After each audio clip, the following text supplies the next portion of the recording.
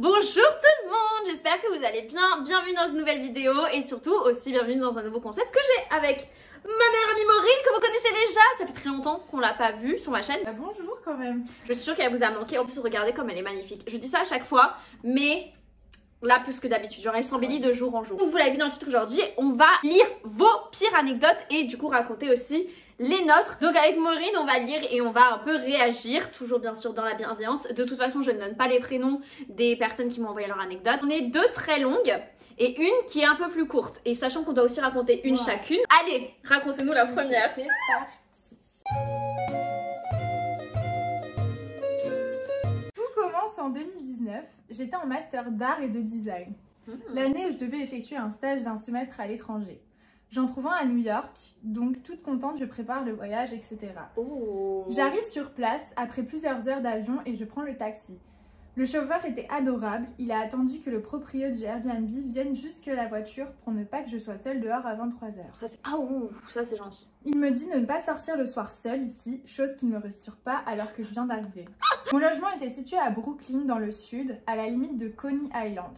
Au final, j'ai jamais eu de souci à traîner le soir, que ce soit à Brooklyn ou ailleurs. Je rentre dans le Airbnb, tout va bien, on est 3 pour le moment. Le Airbnb pouvait contenir 6 personnes en tout, ce qui est vraiment trop. Au début, j'ai les soucis classiques, pas de wifi alors que j'ai besoin de Maps pour survivre, des cafards en veux-tu en voilà. Ah, déjà, coloc sympa mais sans plus. Au bout de quelques jours, semaines, le Airbnb est complet, ça commence à être difficile, il y a des vols, un mec qui rote et pète gigafort. Oh la barre. Et surtout, ma coloc de chambre, elle était vraiment spéciale et ne me parlait pas. Elle faisait des blagues xénophobes à mon sujet avec un autre coloc en pensant que je ne comprenais pas l'anglais. Elle avait peu d'hygiène et achetait des habits au lieu de laver les anciens. Oui, c'est spécial. Oh, on comprend les cafards là, du coup. Ouais, une nuit, ça tourne mal. L'hôte du Airbnb vient vérifier que tout va bien. Et je lui explique que je me suis fait voler mes courses et mon abonnement de métro qui valait 200 euros, pardon, donc les boules quand même. Là, la coloc sort en hurlant de la chambre pour se retrouver dans la cuisine où on était et commence à gueuler sur l'hôte. Je n'ai pas tout compris et c'est à ce moment-là, avec les autres colocs, on tente d'arranger la situation, mais là c'est pire.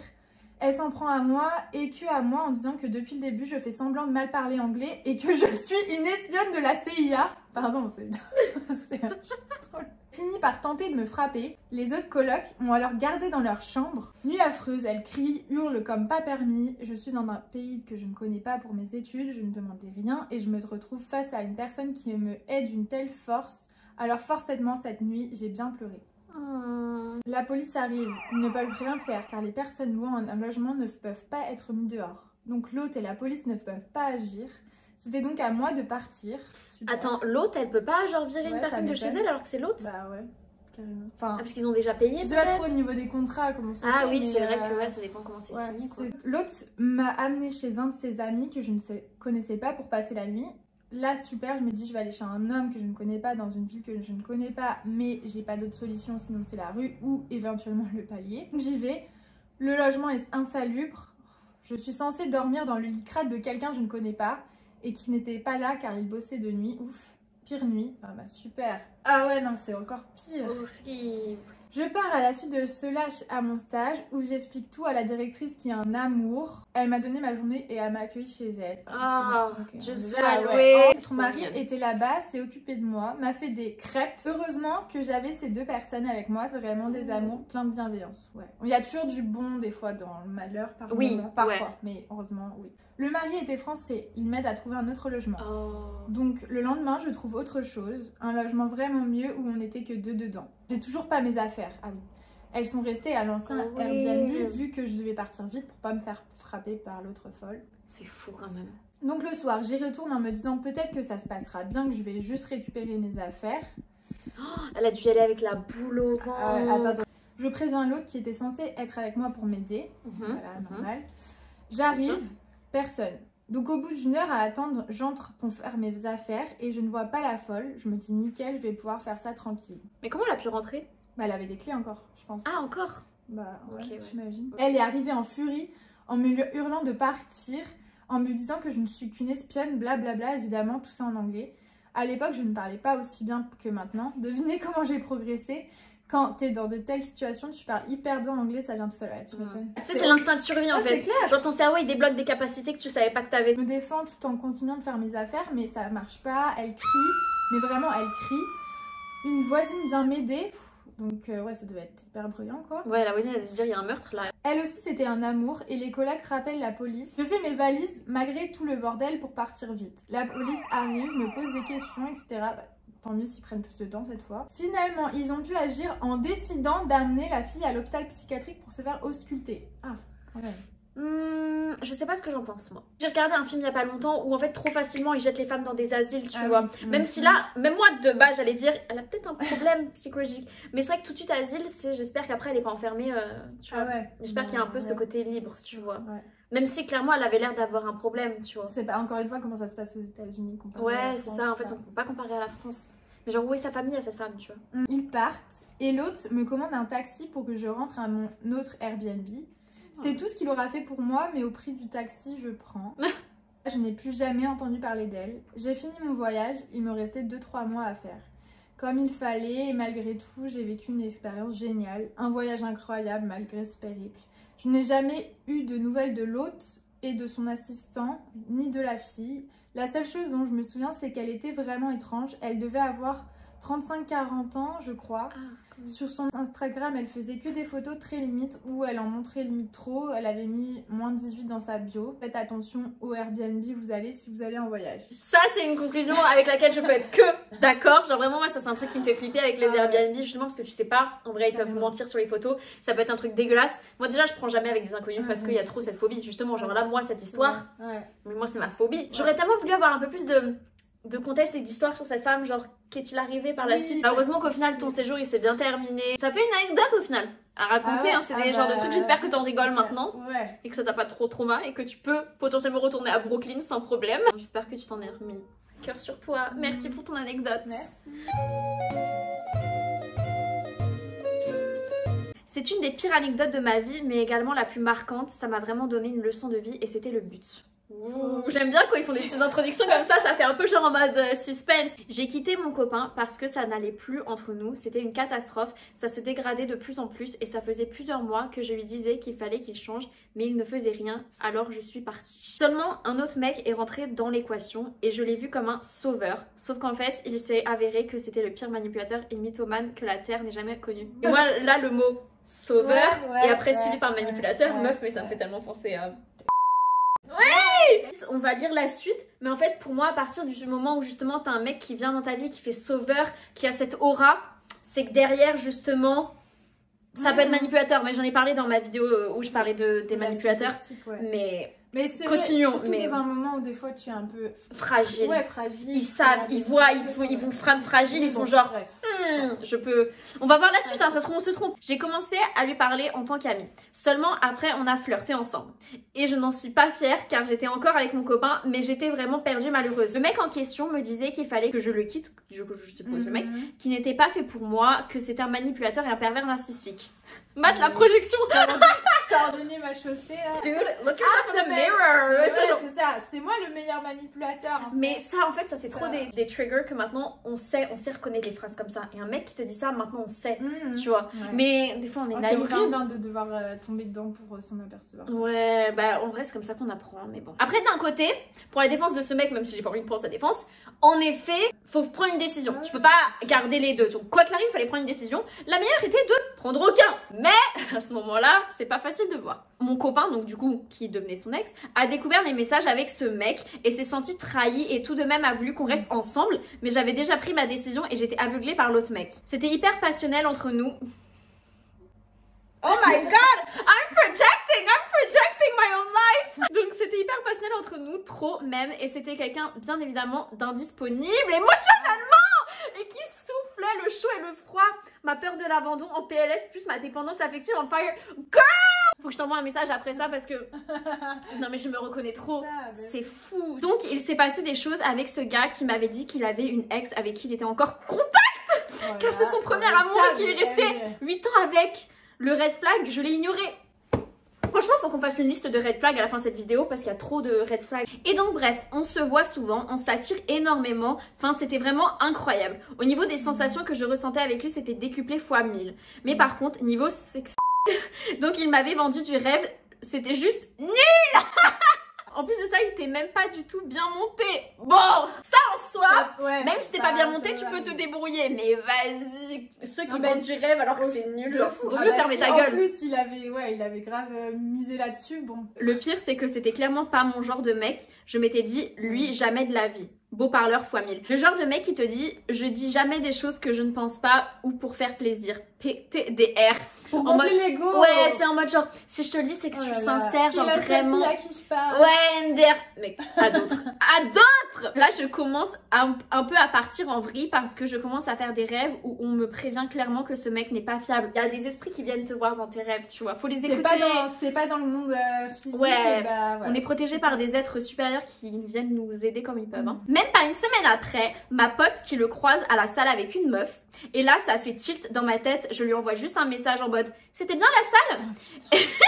Et là, il commence à paniquer, à m'appeler et à m'envoyer plein de messages en me disant « Je peux tout expliquer », sachant que j'ai ressenti la même sensation dans mon rêve que dans la vraie vie de trahison du coup. On s'appelle, il essaie de m'endormir un peu. Il me dit qu'il a un besoin de me voir à tout prix. Sûrement pour m'endormir à nouveau. Oui, parce qu'en fait, les mecs comme ça, ils peuvent pas contrôler la situation par message, ils n'arrivent pas à te manipuler. Ils ont besoin que tu te vois en personne pour te mettre sous l'emprise. Et je l'écoute d'une oreille, mais il me dit « Et si tu veux tout savoir, demain je mange raclette avec ma famille, vu que je sais que tu adores ça, je penserai à toi. Et ensuite, je vais aux cascades du Hérisson avec ma grand-mère. » C'est un endroit, je suppose, cascade du Hérisson. Tu donnes le plus de détails possible. En fait, c'est ça.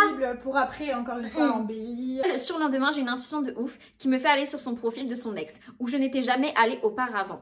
Et là, je vois qu'elle a mis une story Insta cascade des hérissons. Ah merde, oh là là, non mais sérieux. Je lui ai envoyé juste la story en lui disant de ne plus jamais me recontacter et qu'il m'oublie. Puis je l'ai bloqué, il n'a jamais pu s'expliquer et je n'ai jamais eu d'explication. Par contre, force girl, ce que t'as fait là, mais moi j'aurais jamais pu. Franchement, sois fière de toi. Je lui ai écrit une lettre que je suis allée déposer chez lui et quelle fut ma surprise quand j'ai vu sur sa boîte aux lettres le nom de son ex, alors que je suis venue à chaque fois chez lui et qu'il m'avait dit que c'était qu'à lui l'appart et qu'il vivait seul. Ça veut dire qu'il était tout le temps avec... Ça veut dire qu'il était avec En fait, c'était pas son ex, c'était sa meuf, en fait.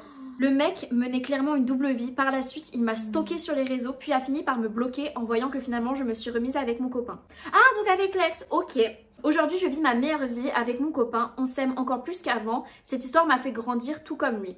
On a le recul de se dire que sans tout ça, sûrement qu'on ne se serait jamais remis ensemble sans un choc aussi violent. J'espère juste que mon copain comprendra que s'il revient, j'ai besoin d'une dernière discussion avec ce mec pour reprendre le contrôle et qu'il ne croit pas qu'il a encore une emprise sur moi. C'est pour moi mon dernier obstacle pour casser ce schéma de répétition. Entre parenthèses, si tu crois à la voyance, etc., avec ce mec, j'ai eu un lien d'âme. Et l'univers me l'a envoyé pour voir si j'avais pris en maturité émotionnelle. Donc je le fais, que c'était aussi puissant et passionnel. C'était fait exprès pour me faire flancher. The end. Oh my god, cette histoire, je suis choquée. En fait, je me ressens tellement tout ce que tu as dit. Et tu m'as demandé si je crois en la voyance, girl, évidemment. Et quand tu dis que c'était une connexion d'âme, quand je dis que je me connecte à ton histoire, c'est que j'ai réellement connu la même chose. Pour moi, c'était une connexion d'âme aussi, cette personne. Et je suis d'accord que pour moi, c'est l'univers qui nous les envoie parce qu'ils estiment qu'on est capable de surmonter cette épreuve et pour nous tester, voir si en effet on a appris ou non, ou pour nous faire apprendre des choses. Donc vaut mieux voir ça comme ça, c'est des connards et ça fait chier, mais on est assez intelligent, toi comme moi, pour se dire que vas-y, on apprend ce qu'on a à apprendre de ça et on arrive à passer à autre chose. Et je comprends aussi le fait que t'aies besoin d'avoir une dernière discussion avec lui. Ça me fait penser à un truc qu'on a dit toi et moi. Genre en vrai c'est compliqué d'avancer dans la vie quand t'as des livres ouverts derrière toi. Genre t'as besoin de fermer tous les livres pour pouvoir vraiment bien avancer. Et vu que t'as fait quelque chose de très bien qui était de le bloquer tout de suite et de pas lui laisser le temps de se justifier parce qu'à ce moment-là t'étais encore sous ton emprise. Donc je pense qu'il aurait réussi à te manipuler si t'avais pas bloqué direct. Là ce qui est bien c'est que maintenant t'as du recul. Donc tu serais capable d'entendre ce qu'il a à te dire et de pas pour autant retomber dans son emprise. En tout cas je te le souhaite, mais je pense qu'en effet là t'es plus sous son emprise. Donc en vrai je trouve que t'as fait les choses bien et j'espère que ton copain actuel comprendra que t'as besoin de parler avec ce mec. En vrai il faut que t'aies une explication, mais je pense pas que l'explication te satisfera. Ils vont pas penser qu'ils font des trucs mal, tu vois, ils vont juste essayer de se dédouaner en mode genre t'as mal compris ou peut-être que t'as surréagi. Tu veux peut-être des explications de quelqu'un qui est pas encore capable de te les donner. Peut-être qu'il les aura, toi t'es capable de les entendre, mais lui il est peut-être pas capable de les donner. Et des attentes qui ne coïncident pas justement avec... Après je pense qu'il vaut mieux pas avoir d'attentes, tu vois. Oui, pareil. Parce que sinon tu vas forcément être déçu, mais oui, et d'être capable de, si t'as pas ce qu'il te fallait en retour, et bah de pouvoir se donner ses limites à soi. Et tant pis, genre au final, même si tu vas jusqu'au bout et tu demandes des explications et tout, mais au moins de se limiter à ce qui nous convient, quoi, ce qui nous rassure, ce qui nous fait bien. Enfin, je te souhaite que ça se passe bien après. Moi je suis contente de savoir que maintenant ça se passe bien, c'est clair. Tant mieux, c'est le principal. C'est des épreuves. Au final, moi je me dis la même chose. Ça a fait une petite coupure. Vous avez chacun vécu des trucs de votre côté et vous vous retrouvez pour le meilleur en fait. Donc d'un côté, c'est une bonne finalité. Donc je suis quand même contente pour toi. Mais grâce à toi, on aura fait une petite liste que j'affiche ici de red flags. Grâce à ton histoire, voilà les red flags qu'il faut éviter à partir de maintenant, les meufs. Vraiment, faites attention à ça. Coucou ma belle. Ma belle, c'est moi. Ravie de te suivre sur Thread et te découvrir. Voilà, petite pub encore. Petit amour. Alors, mon anecdote va être rapide et un peu gênante. Quand j'avais 10 ans, je faisais du catéchisme et un jour j'arrive, on me demande si tout le monde va bien et je leur dis bah moi ça va, mais je crois que mon papa et ma maman, eux, vont pas très bien car ça fait plusieurs nuits que j'entends mon père faire des bruits et ma mère crier. Et là, gros blanc, les mamans qui me font le catéchisme me rassurent en me disant catéchisme en plus. Il n'y a rien de grave et qu'on va en parler à ma mère. La séance se finit, je vois qu'elle discute et là je vois ma mère énervée venir vers moi et me dire tu n'as pas à raconter ma vie au caté, cela ne regarde que papa et moi. Et là, ne me demande pas comment, j'ai compris que mes parents faisaient l'amour. Comment est-ce qu'on fait des enfants? Et c'est toujours gênant les trucs comme ça. Puis là en plus le contexte du catéchisme. Par contre la mère qui s'énerve, en fait meuf t'avais qu'à être silencieuse, t'as des enfants, t'assumes, tu vois, enfin... Bah ouais, c'est pas... c'est clair, c'est pas de la faute de l'enfant. Ben oui, engueule pas ton enfant, hein. Oh là là, c'est très... Quand même, c'est archi drôle que ça devienne au caté, quoi. Après, c'est l'acte de la vie, la procréation. Voilà, il n'y a pas de shame, Dieu sait que c'est bien en plus. J'espère que ça t'a pas traumatisé en tout cas. Je pense que c'est une bonne anecdote drôle. Je pense qu'ils doivent en rire maintenant. Ouais. Là, à Noël, ils ont dû en rire en mode genre, tu te rappelles? Donc mon anecdote, c'est une anecdote sur un ex aussi. Alors pour le contexte, l'été, je partais avec ma famille et un grand groupe d'amis qui était un peu répartis dans toute la France, mais on se retrouvait tous les étés ensemble. Alexia n'était pas toujours introvertie, elle avait aussi des amis. J'ai fui un temps, j'étais, je buvais, en plus, c'était une autre époque, je ne suis plus du tout mal. Et dans ces bandes de potes, il y avait un mec qui avait 2 ans de plus que moi, mais il faisait partie de la bande et c'était le frère de 2 des filles avec qui je m'entendais bien. Et vas-y, il me plaisait quand même pas mal, on avait fait d'autres soirées depuis quelques années, il y avait toujours une petite attirance, tu vois, mais vas-y, il était en couple, moi je crois que j'étais en couple à certains moments, puis il était plus vieux, tu sais, je me suis dit ça se fera pas. Et ça s'est fait naturellement, genre on s'est pécho. Donc on se met par contre officiellement ensemble quelques mois plus tard, genre tout le monde est au courant, mes parents sont au courant parce que nos parents se connaissaient. 2 mois dans la relation, c'était genre le mois de mon anniversaire, c'était bientôt mon anniversaire. Il m'envoie un message de nulle part, je suis en train de manger un repas de midi avec ma famille. Il m'envoie un message, il me dit est-ce que tu peux bloquer mon ex sur Facebook? Elle m'a dit qu'elle allait foutre la merde dans notre couple, je veux prendre les devants, vas-y bloque-la. Mais moi à ce moment-là j'étais naïve, je suis ok, bah vas-y je la bloque. Mais ouais. Après faut dire que j'avais 16-17 ans à ce moment-là, donc j'étais quand même jeune, tu vois. Lui il avait 19. Bah du coup 2 ans de plus. J'étais au repas comme ça en train de manger et là je reçois un long pavé de cette meuf qui avait créé un autre profil vu que je l'avais bloqué et elle me dit écoute sache que ce mec il te trompe avec moi depuis le début, tu te rappelles ce jour là où il t'a appelé, il t'a dit qu'il était en mission à une discothèque et bah en fait il était avec moi tout le week-end et il t'a appelé quand j'étais dans la salle de bain et quand il a senti que je sortais de la salle de bain il a raccroché précipitamment, tu te rappelles? Et moi j'étais genre, en vrai l'histoire elle a l'air grave cohérente, comment est-ce qu'elle sait qu'il m'a appelé ce jour-là à telle heure et tout? Je l'appelle, mon copain à ce moment-là, je lui dis bah du coup ton ex elle m'a envoyé un message, elle m'a dit ça, le mec il a trouvé les mots, ça se voit qu'il s'était préparé, il savait très bien ce qu'elle allait faire, elle l'a prévenu qu'elle allait vouloir m'en parler tu vois. Et le mec il m'a baratiné, c'est passé crème, c'est passé crème, genre vraiment, pour moi je l'ai cru alors que maintenant vraiment comment j'ai fait pour le croire tu vois.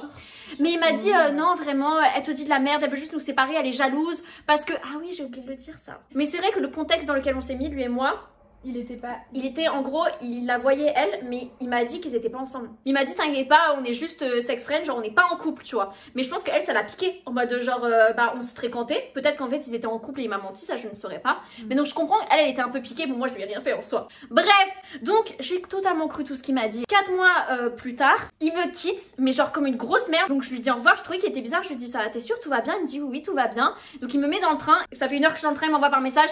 Genre c'est fini, je peux plus, tu vois. Oh là là. Mes parents me récupèrent à la gare en pleurs. Genre j'étais au bout de ma vie, genre vraiment mon cœur était brisé. Mes parents ils avaient envie juste de le tuer. En plus ils le connaissaient, tu vois. 2 mois plus tard, ils me récupèrent. Oh non. Mais en plus c'était à une soirée où il y avait encore toute la bande. Mes parents, ma soeur, tout le monde me surveillait, tu vois.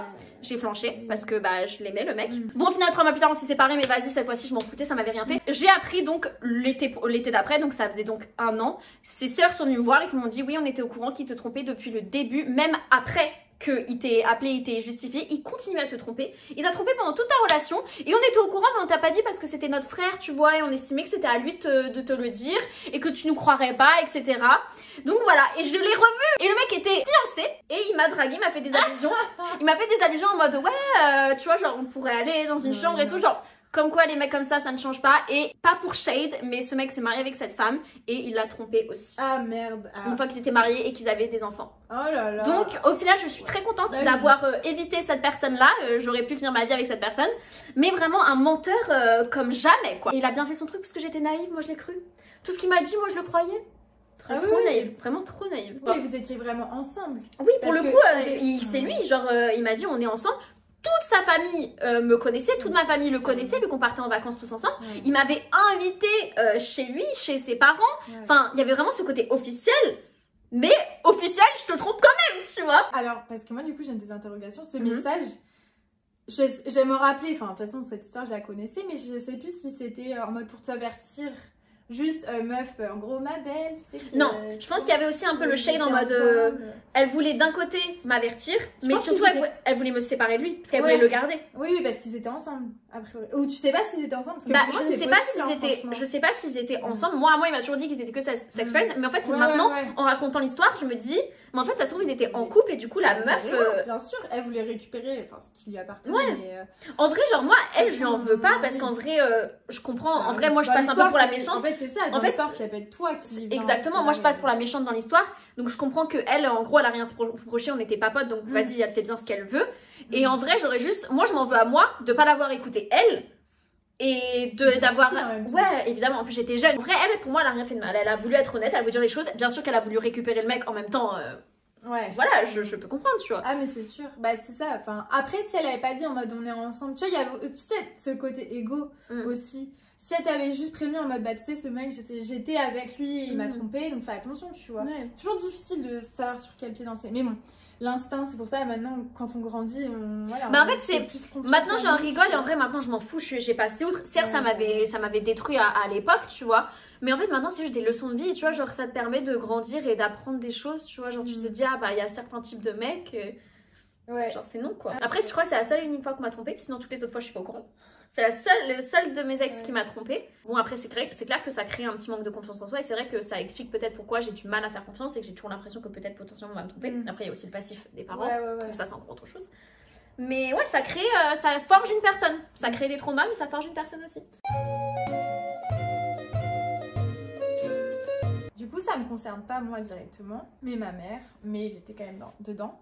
Et donc c'est un peu pour finir un peu sur une note positive un peu parce que c'était un peu drôle et même si ça m'a fait peur et que c'était un peu what the fuck, mais bon bref. J'avais 16 ans, donc à peu près 10 ans, ça a commencé à dater.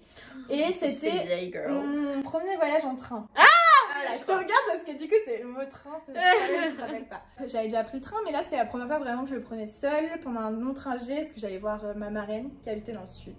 Donc j'avais genre 6 heures à peu près. Ma mère m'accompagne, voilà, comme... Enfin, surtout pour être sûre que tout allait bien, donc trop mimi, tu vois. Et j'avais ma valise, donc elle m'a accompagnée dans le wagon pour me la porter. Et être sûre que je sois bien installée, tout ça. Il y avait, je me rappelle, une dame, une mamie avec une petite fille, sa petite fille dans le wagon. Moi j'avais déjà un peu ce côté social, donc ça me dérangeait pas. Au moment où elle devait partir, elle n'est pas partie, parce que le train est parti. Avant qu'elle descende du coup parce qu'elle devait pas être avec moi. Sauf que la première gare d'arrêt d'après était 1 heure après. Ah oui. Et ma mère, clairement, c'était pas dans ses buts, c'est dans son projet de rester avec moi. Hein. Et donc elle part, je ne la vois plus. Et genre 2-3 minutes après que le train est parti, le train s'arrête. Et là, il y a le message du train disant en raison d'un incident passager, le train va être arrêté pour quelques minutes en gare. Moi, une idée, enfin, je fais le rapprochement, je dis bon, ma mère n'est plus là, genre il y a un incident, c'est bon, bah, ça doit être elle quoi, c'est pour moi. Et du coup, je dis à la mamie là avec sa petite fille en mode checker mes affaires parce que moi je vais filer voir ce qui se passe. Et du coup, je trace comme ça à travers les wagons, vraiment dans un film, genre. Ah non, c'était tellement ça. Je me suis dit, non mais tu sais, à ouvrir toutes les portes, c'est trop chiant, mais en même temps, bah, je devais avancer. Et en fait, à un moment, je bifurque, je descends sur le quai pour voir ce qui se passait, quoi. Et je vois ma mère au loin, genre, je sais pas, 50-100 mètres plus loin par terre. Et donc, je cours, parce que pareil, je me dis, qu'est-ce qui se passe? Il y avait des gens autour d'elle, des gens de la SNCF. Et en fait, ma mère était tombée du train. Enfin, tombée, elle avait sauté du train, oui. Volontairement. Et en fait, elle s'était fait pas très mal, mais elle s'était, je sais pas, foulée genre la cheville, quoi. Oui. Elle m'a raconté après, en fait, quand du coup, elle a capté que le train partait, elle est vite allée sur la plateforme, là.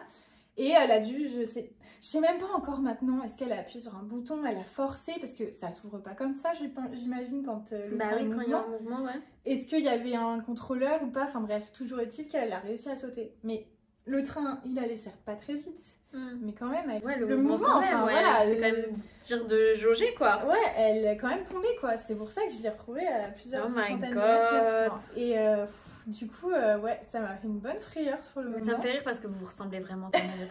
Ça aurait été tellement quelque chose que tu aurais été capable de faire. Ah, je sais pas, là j'avoue. Plus jeune. Maintenant, ouais. Non, mais plus jeune, t'aurais été capable de faire un truc. Bah, au final, elle a fait. Peut-être brûlée un peu, tu sais. Voilà, tout est bien rentré dans l'ordre parce qu'au final, moi je suis remontée dans le train quand même en voyant qu'elle allait bien, que c'était bon, peut-être un peu sonné. Oui, tu m'étonnes, oui. Mais ouais, le choc, quoi. Voilà, elle est retournée, enfin, elle est repartie. Moi, je suis remontée dans le train. En mode, tu sais, les gens qui. J'ai dû remonter par les mêmes wagons, donc tu vois, en mode, yo, ouais, c'était moi. Enfin, pas moi, mais voilà. Et bon, la mamie, après, au final, adorable, enfin, tu vois, je lui ai raconté.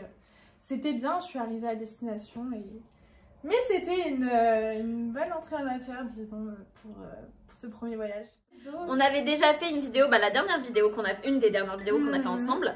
C'était concours d'anecdotes oui, où on devait checker si on se connaissait bien et si on savait si elles étaient vraies ou fausses. Donc vous pouvez aller la voir, je la mettrai en barre de description. Mais cette vidéo est déjà très longue, je sais pas comment je vais faire ce montage. J'espère que cette vidéo vous a plu. Si c'est le cas, je vous invite à vous abonner, à activer la petite cloche, à me suivre sur Instagram et sur Threads. Des messages en commentaire, réagissez aux anecdotes. Si vous qui regardez cette vidéo, vous avez des anecdotes, comme j'ai dit, envoyez-les-moi en DM et je ferai d'autres vidéos sur ce format, accompagné ou non, seul peut-être, ça dépendra. Moi j'aime trop, genre, t'as vraiment ce côté gossip où j'aime trop le côté en mode je te jure, non franchement j'ai beaucoup aimé, donc franchement merci à mes petites pixies qui ont participé, ça me fait trop plaisir et j'espère pouvoir refaire un autre format comme ça s'il y a des anecdotes qui se proposent, potentiellement avec toi si tu reviens. Why not? Revenir mince. Merci d'avoir regardé cette vidéo jusqu'au bout et je vous dis à la semaine prochaine pour une nouvelle vidéo. Bye.